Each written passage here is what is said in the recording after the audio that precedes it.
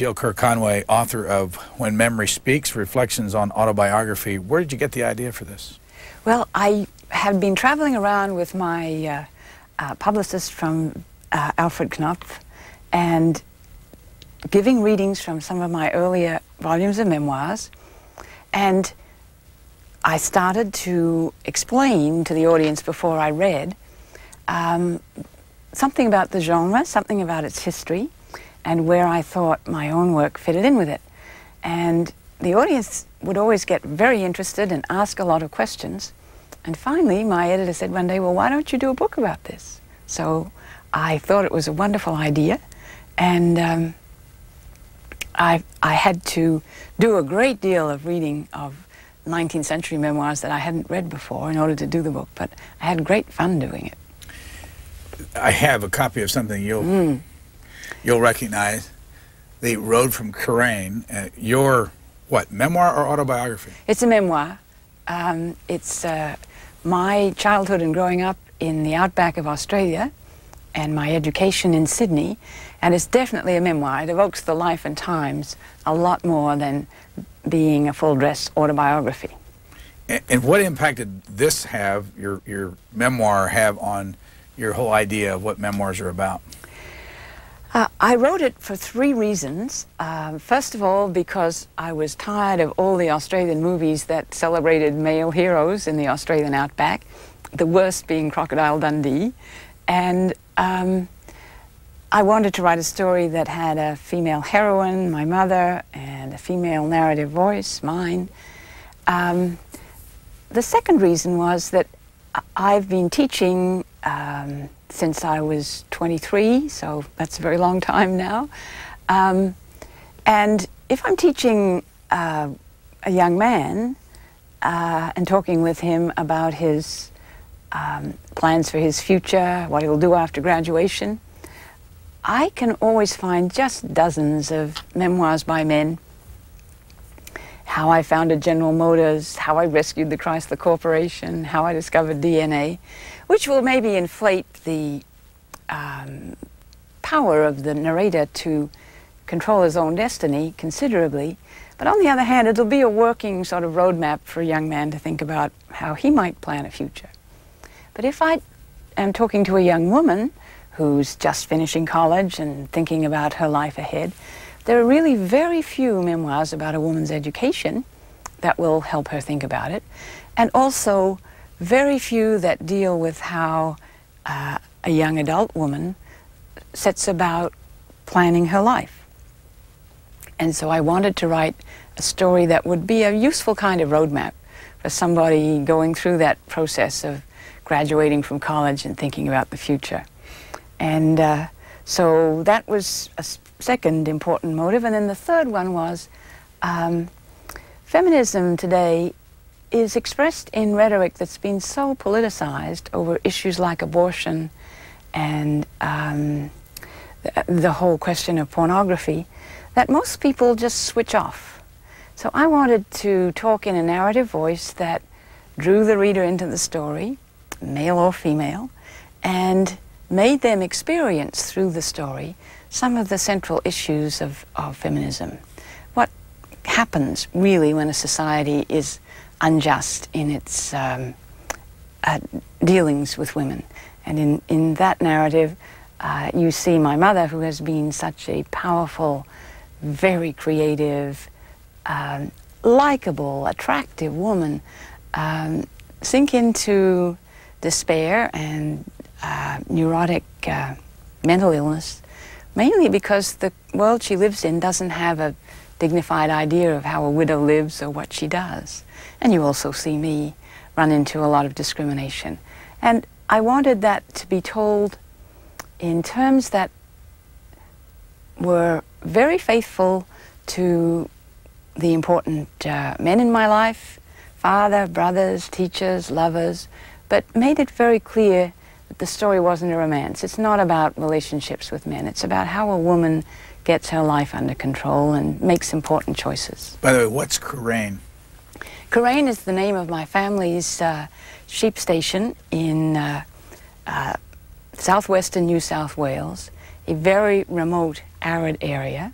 The word means windy place. It's an Aboriginal word, and it's the land that my mother and father took up as pioneers before I was born, when they were in their early 30s. And it's a story about what a beautiful world they built for a child to grow up in, and then how that world is destroyed, mainly as a result of climate and Australia's recurrent droughts. But it's also destroyed because my parents unwittingly are agents of the destruction. They're bringing sharp-hooved animals into a very delicate, arid countryside where they just destroy the root system of the plants, and so the country turns into desert. The book was written in 1989, Yeah. out in paperback, and you get the hardback even. I found that in the store. Yes. How many years does this book, your memoir, cover? It covers the first 25 years of my life. I'm 25 on the last page when I'm walking out across the tarmac to get on a plane and come to the United States. What year did you leave Australia? I left in 1960. And since that time, you've been president of Smith College for 10 years. Yes. Why did you leave that? Oh, well, I had an agreement with my husband, was jointly arrived at, that every 10 years the other person would get to say where you lived.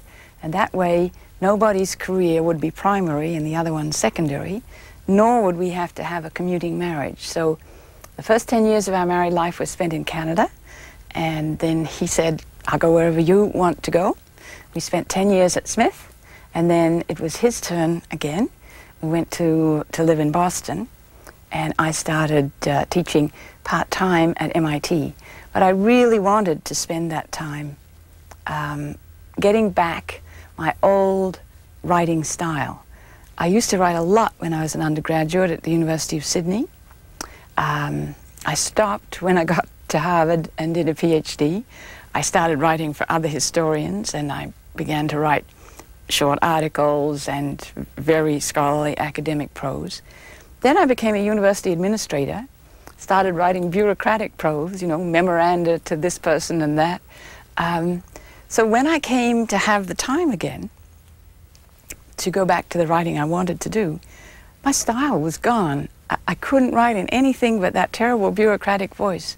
So I knew I'd have to write something that was very close to the bone and got deep into my psyche in order to get my style back. So that's why I started, among other reasons, and it did come back. Small point, but notice the difference. In The Road to Karain, you dedicate the book to John, Yes. and in this new book, it's in memory of John. Yes, he died just about 3 years ago now. And where did you meet him? I met him when I came to Harvard as a graduate student, and I didn't understand the system very well. I was in a big hurry to get through the preparatory part of doing a PhD, in which you take courses and then you present yourself for a general examination on your understanding of the field you've chosen, and mine was 19th and 20th century American history.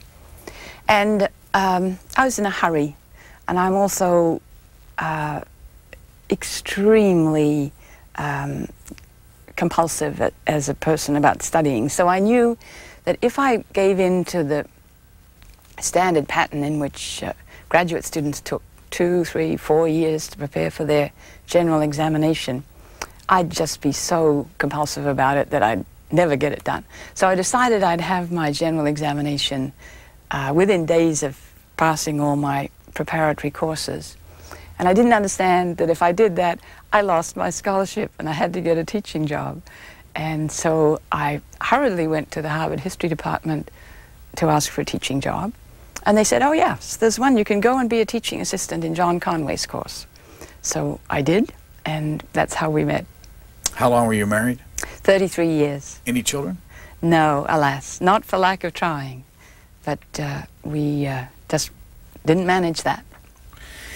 Now, in this book, did you ever total up how many different authors you talk about? You know, I didn't count them. I've often counted the ones in the anthologies I've done, but I didn't count them. Well, let me pick one and have you talk Okay. about it. One of those that we know here on this network is Katharine Graham. Yes. Why did you pick her autobiography or memoir to write about? Well, the main theme of When Memory Speaks is about the differences between the way in different time periods it's thought appropriate for a man or a woman to tell their life story. And in the opening chapters, I trace the way the romantic myth about a female life shapes how women tell their life history. And the romantic myth, just to talk about it in almost parody form, makes the heroine wonderfully emotionally finely tuned. She's usually beautiful or attractive or got some special quality, and she's carried by fate or destiny into meeting the romantic hero. There are some complications to the romance, but eventually they marry, and then, 19th century women's novels used to finish, or memoirs, and so Rita, I married him. And her history ends at the point of the marriage and is subsumed within his.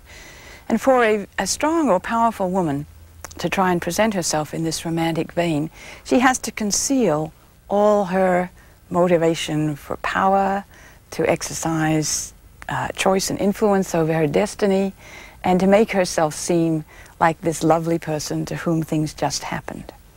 And I was fascinated by Katharine Graham's memoir because she rescued a faltering family media enterprise, served very well as its president and as publisher of the Washington Post, and clearly exercised a great deal of judgment about how that enterprise was run.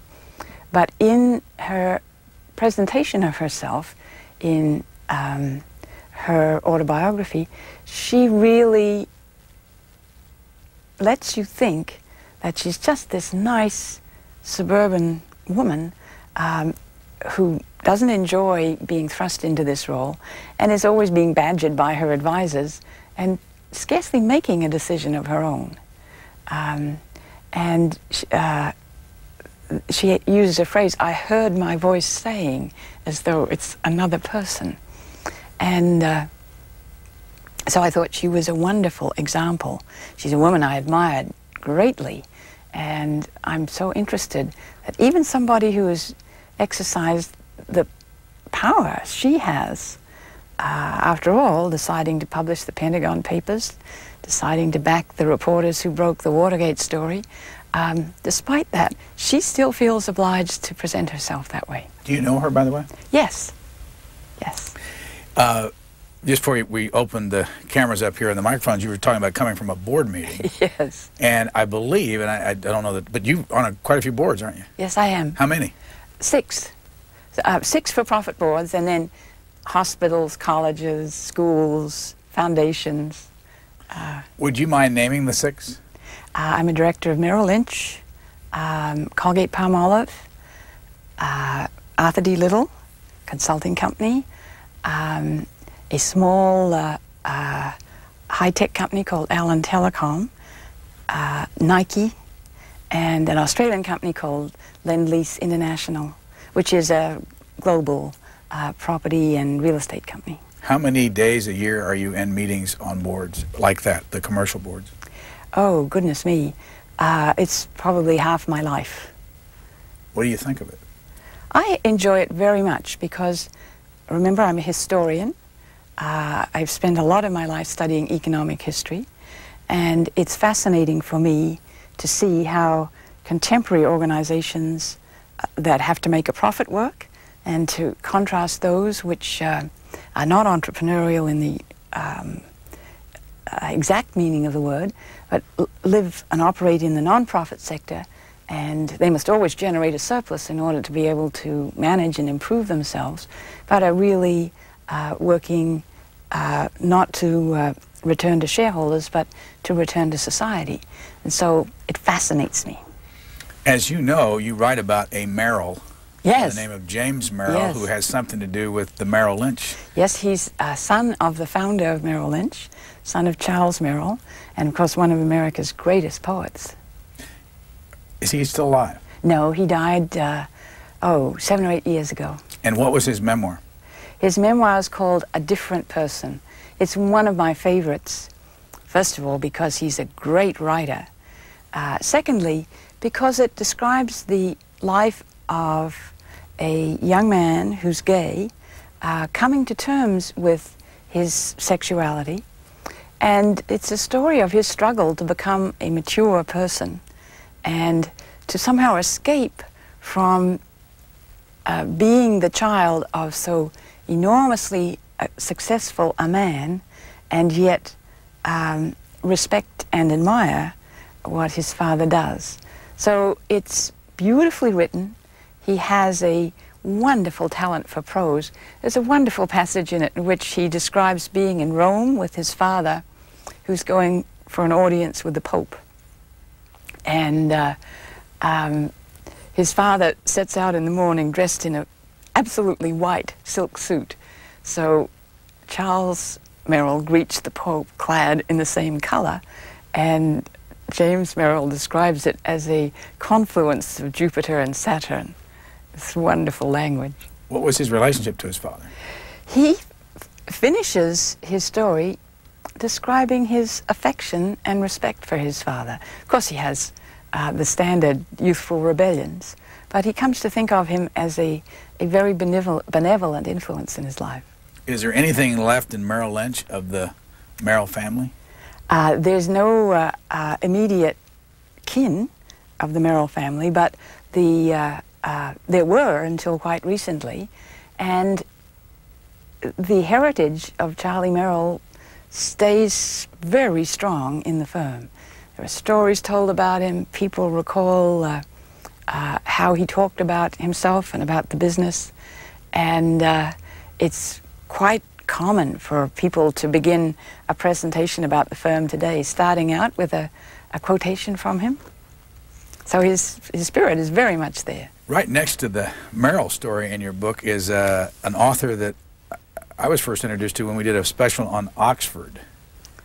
And that was when Mr. Clinton came into office, the president, and we went over there and did a special. And one of the books I read to get ready for it was Jan Morris's book on Oxford. On Oxford, yes. Now, you paint an interesting picture of this human being. Tell us about Jan Morris.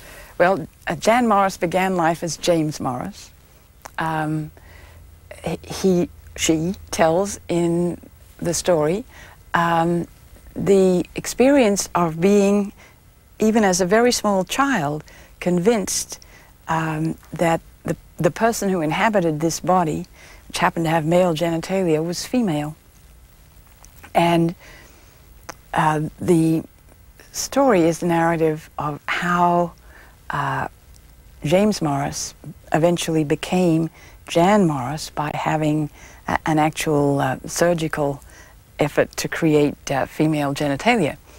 And what interested me about the story was that the narrative is told very much in a male mode until maybe the last chapter, maybe chapter and a half, in which the newly emerged Jan Morris begins to feel that she can't handle ordinary mechanical tasks, or she describes not really liking to open the wine or park the car and all those other things. And she also describes the shock of discovering that in this new form people condescend to her and explain things that she understands very well in a very condescending way. But she's happy because she feels she's got the right physical body to match her inner psyche. And to me, she's very interesting because there is a school of feminist thought today that is what we call essentialist, and which believes that there is somehow or other an essential female or male psyche in all of us. I don't happen to agree with that. I think our identities are very much socially conditioned, and that really biologically, apart from the arrangements for reproduction, our minds and our mental powers and physical capabilities are very similar. But Jan Morris is a wonderful example of someone who believes the opposite. And because she does, she has no personal history to recount after becoming female. She's found the right essence for her substance, and there's nothing more to develop. So the story gets pretty flat after that. Well, there is a line I wanted to ask you about, though. I don't know if you have any more information on it. She now lives as a woman. Yes. With a female partner, and clearly doesn't want to think of the relationship as lesbian. Yes, it's just my own observation, but that's clear in the book. Very clear. There's the next chapter is Grimm Tales. Yes. Now, what's that mean? Well, I was thinking about Grimm's fairy tales, because a lot of the victim memoirs that we are reading today read like fairy tales. There are wicked parents and much misunderstood and mistreated children, and there is a narrative drive in all of those stories to rediscover that parent and somehow or other even up the scales, or there's a preternaturally wonderful parent, mostly a mother, who is being celebrated by an adoring child. And those are story categories out of fairy tales. Life is much more complex than that. You picked a couple I want to ask you about. Rick Bragg of the New York Times. Yes. Wonderful story. It's about Bragg's childhood in poverty in the South. This was just in 1997. Yes, yes, very recent. And he is the child of a wonderful, struggling mother who is married to a no good, unreliable, alcoholic, brutal male who beats her and abuses her and the children. But she remains faithful to him and goes back whenever she's invited back to him after he's abandoned them. And she labors mightily to support the two sons. And one son, Rick Bragg, escapes through his gifts and talents, and one son remains in that world of poverty doing hard physical labor all his life. And Rick Bragg, the narrator, wants to celebrate this remarkable mother as he becomes more and more successful as a journalist. And he writes in a narrative style that is not unlike the way women obliged to present themselves as romantic heroines do, because he attributes his success to luck. It's just luck that he happened to get a job working as a sports reporter for a local paper. It's just luck that he's in the right place to move up in the journalistic world. It's even luck when he makes it to the Nieman Fellows program at Harvard.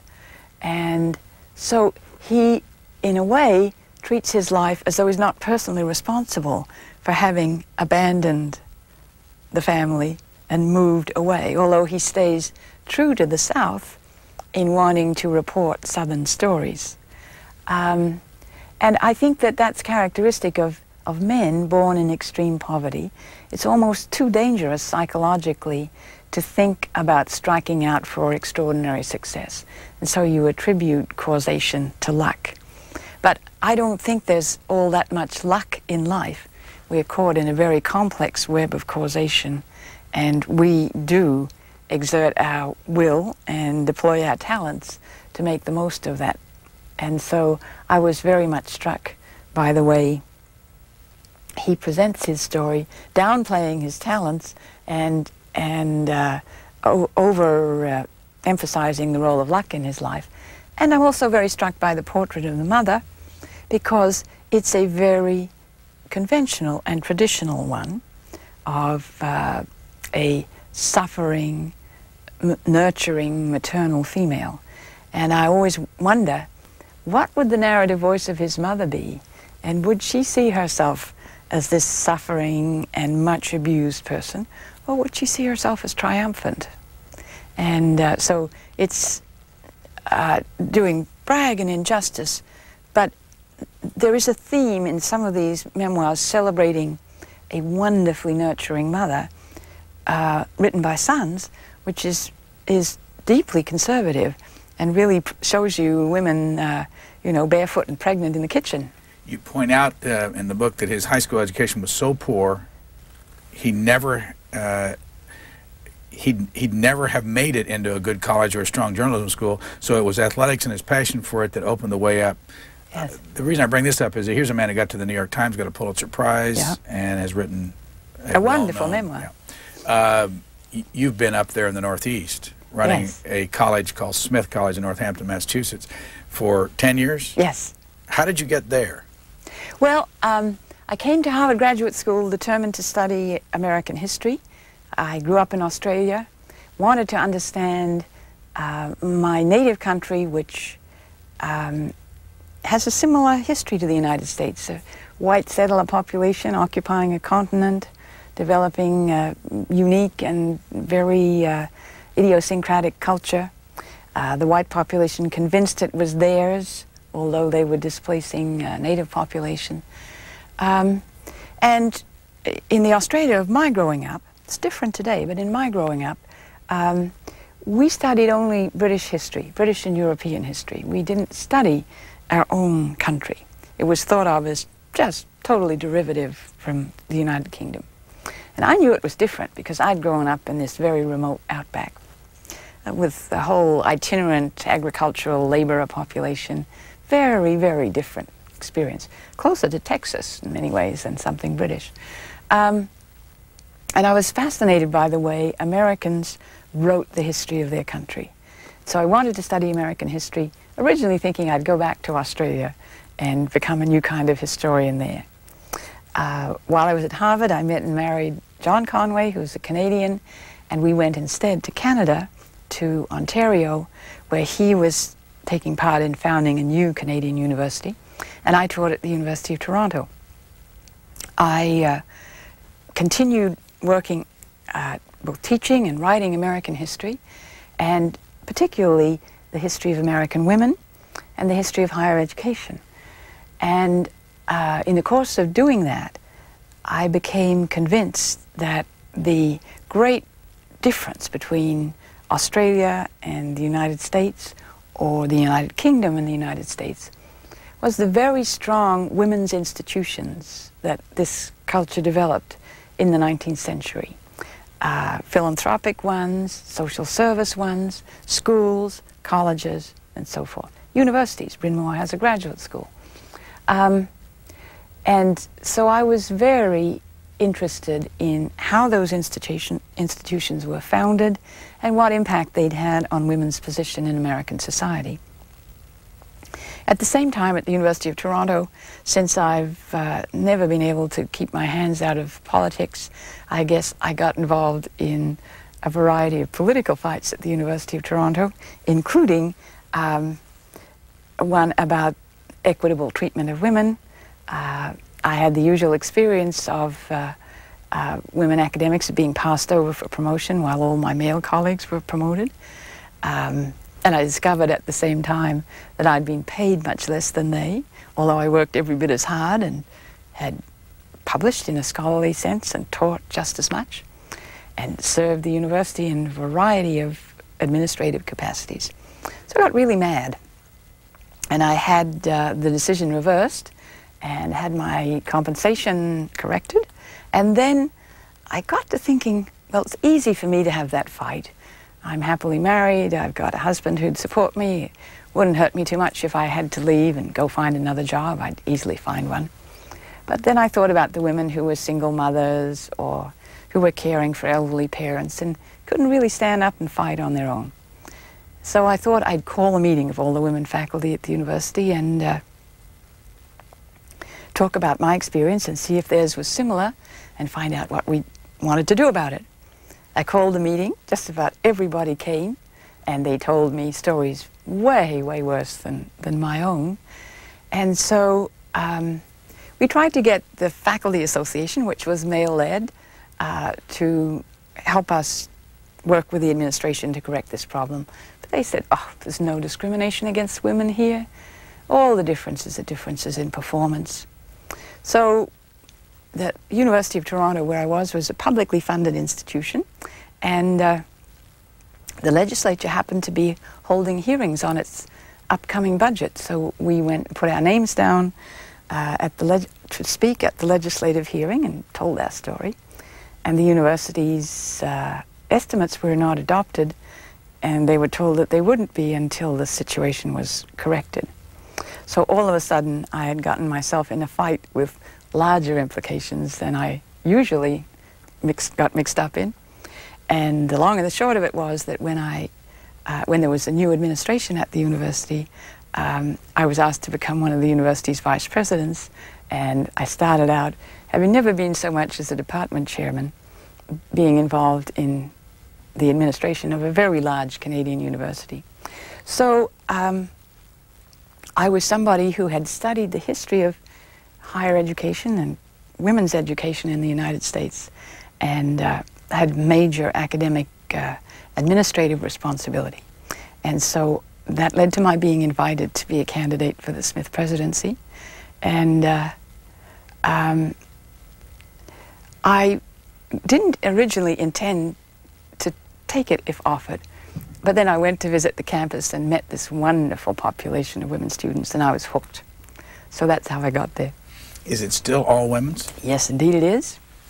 Now, I can't make the best connection because I didn't bring the book with me, but Arthur Schlesinger Yes. has written about Smith in his little book that discusses multiculturalism and political correctness, and he says at Smith there is some kind of a code, and I wanted to ask you whether this came before or after you were there, where there were put labels and be critical of people for, they call it ableism and lookism and heterosexism. Are you familiar with those I terms? know what those words mean, but I'm not familiar with this at Smith. No. And the idea was that people were asked to be very careful about the way they talked about other people and using the language that you do, you know, if somebody's not particularly good looking or all that. Is Smith a politically correct place in the... You know, I've managed to live all my life in the academic world and never run into political correctness. I see it today in many applications to the foundations on whose boards I serve, which will be couched in language that refers to the differently abled and things like that. But I have never encountered it in the academic world. I think that there is, at Smith, a very strong feminist concern with making sure that women are not called girls, that they are spoken about very respectfully. And certainly anyone who arrives on campus and talks condescendingly about women will be hissed and called to account for it. But this other obsession with using totally neutral language, I've never encountered. Could be that there is a group of the student body at Smith who has these concerns, but if so, I've never met them.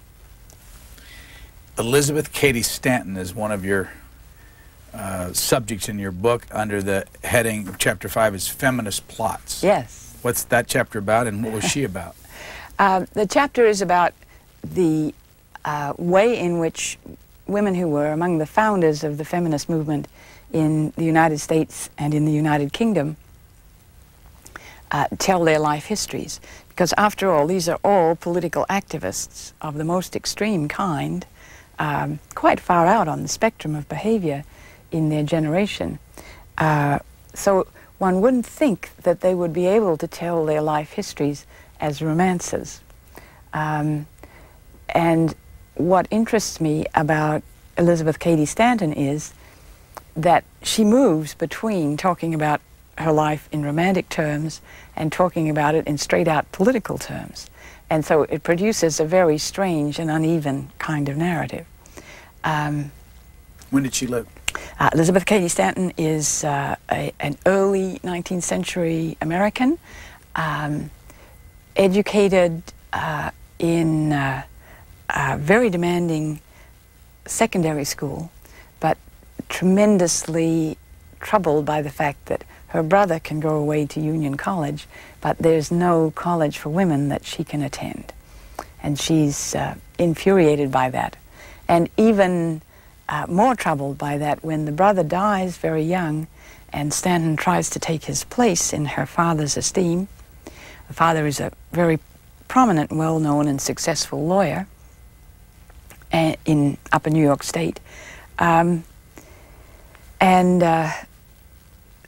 She comes to realize that no matter what she achieves, it won't be satisfying to her father because it's being achieved by a female child. And she marries a member of the abolitionist movement, whom she meets at the house of an uncle and cousin against the family's will, which is pretty feisty for a woman in the 1830s and 40s. And the couple go on their honeymoon to England, and she goes to the Anti-Slavery Convention of 1844 in London with her husband, and finds, to her astonishment, that the women members of the American delegation were not to be seated at the convention and not allowed to speak, although the abolition movement in the United States is female-led in a very striking degree. So that put Stanton in contact with a lot of women who are very politically active and concerned in the abolition movement, and gives her an opportunity to discuss the political disabilities under which women live in the United States and in the United Kingdom. And that makes her vow, along with some of her abolitionist friends, that one day they'll call a national convention of women to discuss women's rights. And that time is, of course, postponed a little in Stanton's life by the fact that she starts a family, lives in Boston with her husband, but eventually she and Lucretia Mott, the great Quaker leader of the abolitionist movement, do get together, and they do call a women's rights convention at Seneca Falls, which is a well-known historical moment in feminist history, in which they write a Women's Declaration of Independence, which Stanton mainly drafted. And it's a claim not just for political rights for women, but for economic rights for them also. And that launches her on a career as a women's rights speaker and polemicist, and that shapes her life. But she tells the first part of her life as though she were a romantic heroine, changes tone to talk about the unhappiness of her marriage and the joy she has in fighting for women's rights. But then the closing chapters of her memoir revert to the romantic mode. She's just back from a tour as a public speaker, delivering a series of lectures on the inequities of marriage, and then she shifts gears within a page and starts describing in very romantic terms the wedding of her daughter, which she describes as though she were the most saccharine Victorian writer. So she's a woman who switches style and tone and mood, depicting a person who's having trouble telling her life story because it doesn't fit the categories of the world around her. Do you worry more about writing or about the story?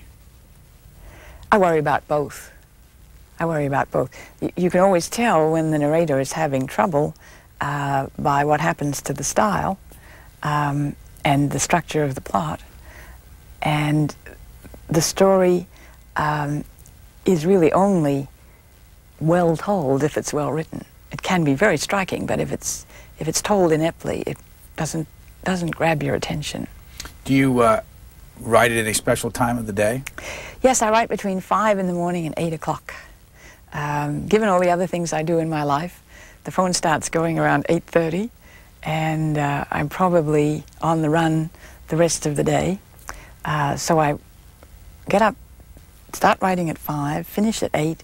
Whenever I get home at night, I print out what I've done in the morning, start to edit it, and that means that I can put those changes in the morning and get straight back into the story, no matter what's intervened in the daytime. Does it matter how you feel at that hour of the morning, how you write? No, you just got to make yourself get up and sit down, and away you go. Are you fast? No, I don't think so. I'm a very painstaking writer. Probably rewrite every sentence 5 or 6 times. How long did it take you to write this book? About 9 months. And how long did it take you to read all the books you had to read, or had you read them? I'd read most of them. The ones I hadn't read were the 19th century men's memoirs. I did that sort of while I was going along. I did that over a summer. And I don't have a very heavy meeting schedule in the summer. So. And how many books have you written? I've written 5 and published also a number of anthologies. And The Road to Kurain was what book? It's number 3. The others were history books and are not aimed at a general reader. The Road from Kurain is the first one really aimed at a general readership. How many of these did you sell? Do you remember? Oh gosh, it's still going strong. I think it's around 500,000 or 600,000 in this country at the moment. And what is it that people say to you that means the most? The thing that moves me the most is to get a letter from a young woman who says, wherever she may be in the world, "You've told my story, and now I know how to tackle my life."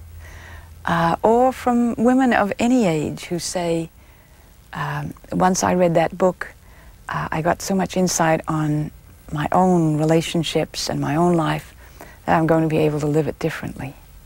You closed this book on memoir by talking about your father and something you have in common with him. Yes, yes. My father died when I was 10.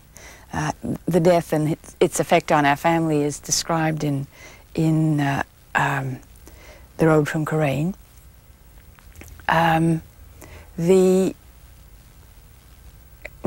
circumstances of his death were so troublesome that for most of my life I believe that he may have committed suicide. He was found drowned in a large dam on our property. And at the time he was deeply depressed, and so we all thought that he must have done that deliberately because we had no inkling that he had any illness of any kind. But a few years back I began to suffer from a condition called atrial fibrillation, which is a kind of electronic set of signals in the heart that go wrong and tell it to beat fast and to beat on its pumping in rather than pumping out. It's a condition that's well treatable medically today, but wasn't so easy 50 years ago when my father died. And lo and behold, my brother has become an amateur family historian, and he found my father's medical records. My father was a veteran of the 1914-18 war and was badly injured, and so he received a military pension. And so all his medical records were with the Australian War Commission. And lo and behold, my brother found the record of the same problem. And of course, if it's not treated, it can cause you to have a stroke or have a heart spasm, which turns into chaos and is a real heart attack. So it looks as though my father may have had a death from natural circumstances, which really changes the way I look at the relationship to him in my early childhood. Does it make you worry about your own heart? No, because it's very well treated these days. They didn't have the same kind of medication and ability to deal with quirky nerves in the heart in his time. How many years ago did your mother die? My mother died in 1977, so 21 years ago. So she knew about you being president of Smith College? Yes, she did.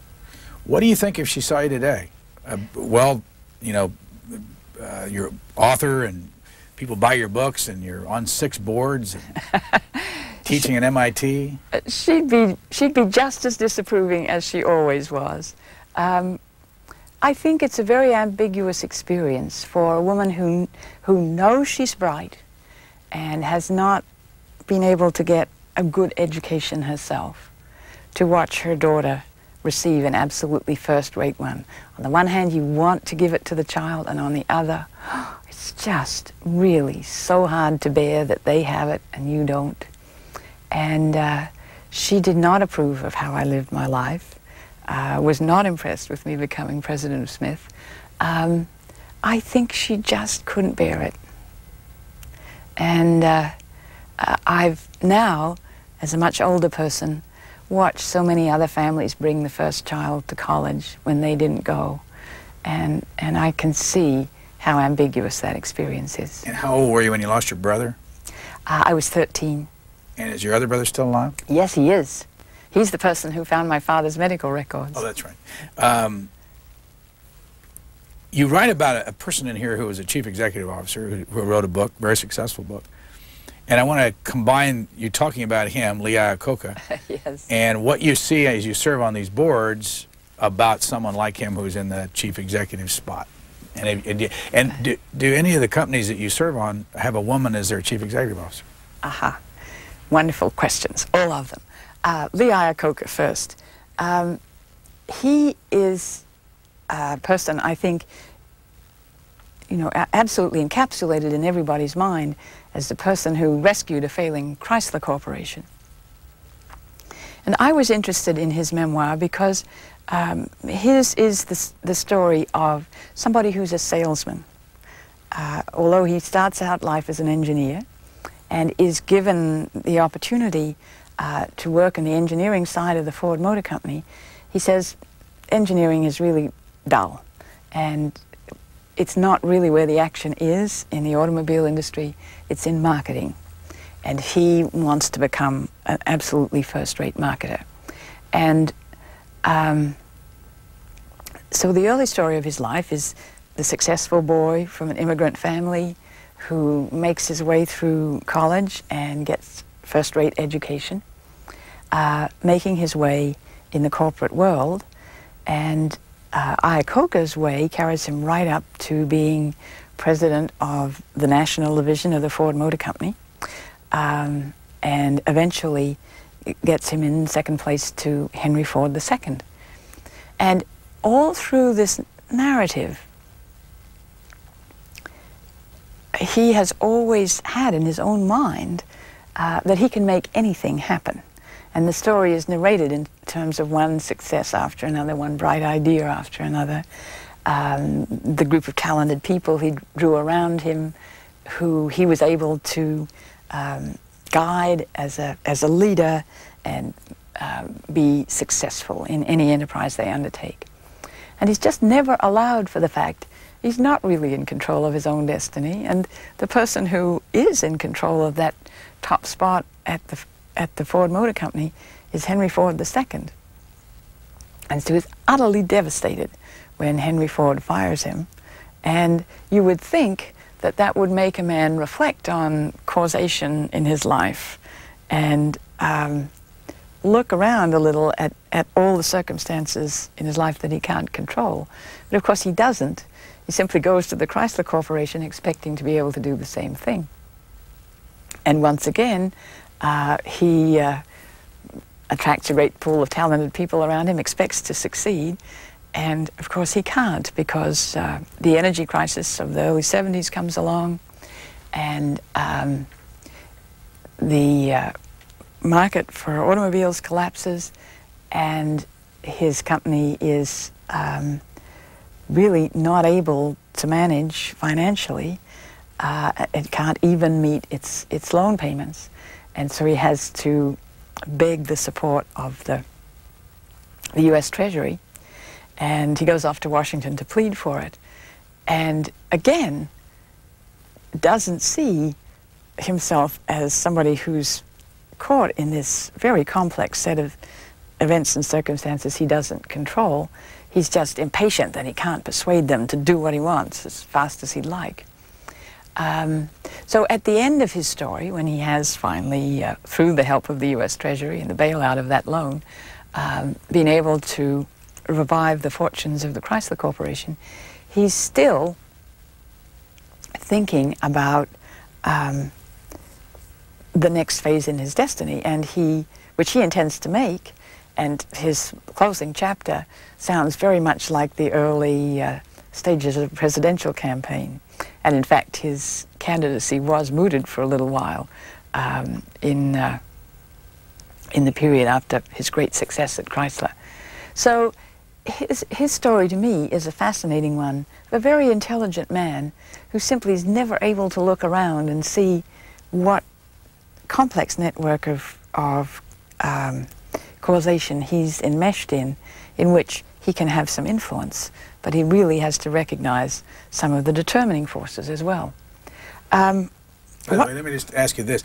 It turned out to be one of the largest selling hardback nonfiction books in history, 2 million plus. Yes. Why do you think it sold so Oh, well? because it's told in the conventional mode of the American success story. And every American wants to believe that through hard work and talent and industry, you can make it to the absolute pinnacle of success. And nobody really wants to admit, in a country devoted to life, liberty, and the pursuit of happiness, that sometimes you can't control circumstances and you run up against causal forces in your life that you're absolutely not able to shift. So it's the kind of story everyone loves to read. The other questions, on the boards you serve on, the 6 boards, are there any other women that serve on those boards? Yes, on several of them there are other women. Some of them there are 2 other women. So that's a pattern which is changing. And how about, are there any top officers? Some of them, indeed, there are. Executive vice presidents. Few at the moment, but many more on the way. So what have you noticed about the CEOs of the companies that the boards you serve on? To me, the most striking thing about observing those organizations and the people who run them is that to be a good chief executive, you really have to be what I would describe as an androgynous personality. You have to have tremendous drive and ambition, great strategic sense, and very, very high intelligence. Do they read? Yes. Do they read your books? Yes. But the other thing that's important about them is they have to be very finely attuned to people, have enormous empathy, be able to enter imaginatively into what it's like to be another person, and to be able to call out the best in the talented people around them. These are, none of them, organizations that are run on a kind of military command and control mode. They are run by somebody who can really call out the energy and talents of those around them and be extremely sensitive to every nuance of every personality. And I think that's not the stereotype of the standard chief executive officer, but all the successful ones I know have those qualities. What would they say about your performance on the boards, do you think? How would they describe what you're doing for these boards? Oh, I think they'd say that I'm a quick study and that I think well about strategic issues and that I'm somebody who is enormously interested in the business, whatever it is, and that I'm a strong representative of the stockholders.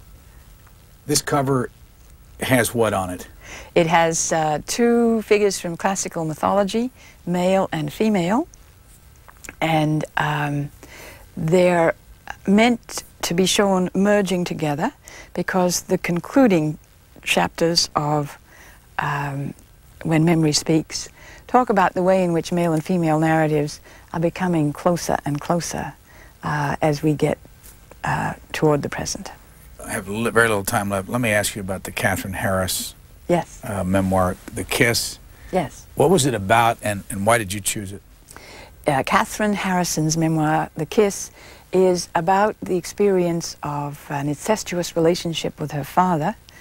And it's called The Kiss because she frames the moment that she fell under the spell of this relationship with an erotic kiss from her father and ends the story with her ability to end the relationship by a kiss of farewell to her grandfather, who's the good male in her life. And it's a very mechanical story, and it's really told like a fairy tale, as though she's under a spell and has no willpower or moral reasoning capacity of her own. Did it and work? Did it sell? It certainly sold because it's very sensational material. But as a memoir, it's very unsatisfactory because it doesn't tell you anything about Harrison's life and times. There are no strong characters except this father, who is himself really just his genitalia and his eyes and his hands. He's hardly a person. And one last one, the Jean-Dominique, is it Bobby? Bobby, yes. What's that about? The Diving Bell and the Butterfly is a memoir written by a man who was totally paralyzed by a stroke. It's a stroke in the brainstem, so the rational capacity of the brain is in fine shape, but the motor part of the body is immobilized. And Bobby can blink only one eyelid, and that's his power of movement. And he manages to dictate the memoir to a friend who counts the number of blinks of his eye to signify a letter in the alphabet. And it's a story of what it's like to be imprisoned in a body that he describes as like a diving bell. Can't move it except by some other people moving him around. And the butterfly is the traditional image for the soul in French poetry. And Bobby, of course, is French. And it's the image for the power of his mind and intellect. Can you pick one of these in here that you write about that you would hand to somebody and say, this is a good place to start? Yes, I would certainly give them James Merrill, and I would give them Virginia Woolf's Moments of Being. Those are the perfect place to start. Our guest has been Jill Kerr Conway. You can see there on the screen the copy of her book called When Memory Speaks. Thank you very much for joining us. It's been wonderful to be here.